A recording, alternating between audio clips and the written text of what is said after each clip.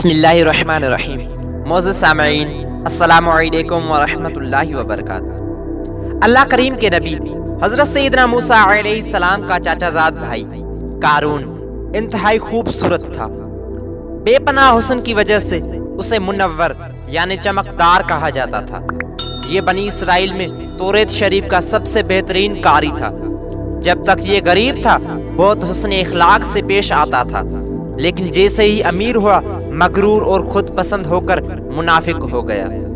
اللہ پاک نے قارون کو اتنے خزانے عطا فرمائے تھے کہ ان خزانے کی چابیاں اٹھانا ایک طاقتور جماعت پر بھی بھاری تھا۔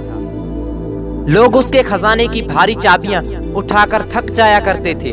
جب قارون سفر پر نکلتا تو اس کے خزانوں کی چابیاں کھچروں پر رکھی جاتی تھی۔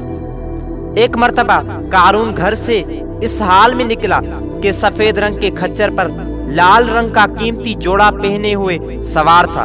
جب کھچر کی زین یعنی وہ گدی جو جانور کے پیٹھ پر باندھی جاتی ہے سونے کی تھی، اس کے ساتھ ہزاروں لونڈیاں اور غلام ریشمی لباس اور زیورات پہنے سجے ہوئے گھوڑوں پر سوار تھے۔ اسی طرح ایک مرتبہ قارون نے ایسا مکان بنوایا جس کا دروازہ سونے کا تھا اور اس مکان کی دیواروں پر سونے کے تختے بھی لٹکائے گئے تھے۔ بنی اسرائیل اس کے پاس کھانے پینے آتے تھے اور قارون کی تفریح کا سامان کیا کرتے تھے۔ جب زکوٰۃ کا حکم نازل ہوا تو قارون حضرت موسیٰ علیہ السلام کی بارگاہ میں حاضر ہوا اور ان سے طے کیا کہ وہ اپنے تمام مال کا 1000واں حصہ زکوٰۃ کے طور پر دیا کرے گا۔ لیکن جب گھر آ کر اس نے حساب لگایا تو اس کے مال کا 1000واں حصہ بھی بہت زیادہ بن رہا تھا۔ یہ دیکھ کر قارون نافرمان ہو گیا اور اس نے بنی اسرائیل کو حضرت موسیٰ علیہ السلام سے بدگمان کرنے کے لیے ایک بری عورت کو 1000 دینار یعنی سونے کے سکے اور 1000 درہم یعنی چاندی کے سکے دے کر اس بات پر راضی کیا کہ وہ بھرے مجمع میں آپ پر تہمت یعنی گناہ کا الزام لگائے۔ چنانچہ جب آپ علیہ السلام واعظ و نصیحت کے لیے لوگوں کے درمیان تشریف لائے تو قارون نے کہا، بنی اسرائیل کا خیال ہے کہ آپ کا کردار ٹھیک نہیں ہے، کیونکہ ایک عورت آپ کے بارے میں ایسا ایسا کہتی ہے۔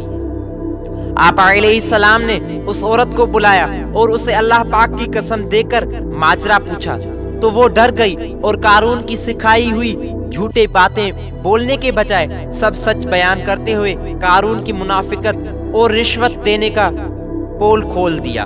یہ دیکھ کر آپ علیہ السلام روتے ہوئے سجدے میں گر گئے اور عرض کی، اے اللہ، اگر میں تیرا رسول ہوں تو قارون پر غضب فرما۔